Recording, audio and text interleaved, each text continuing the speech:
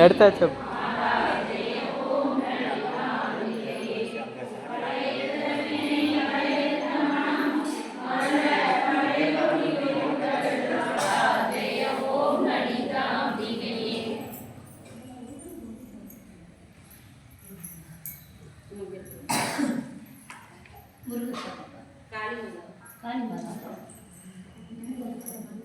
மாணிக்கு வீணை தான் நன்றியம்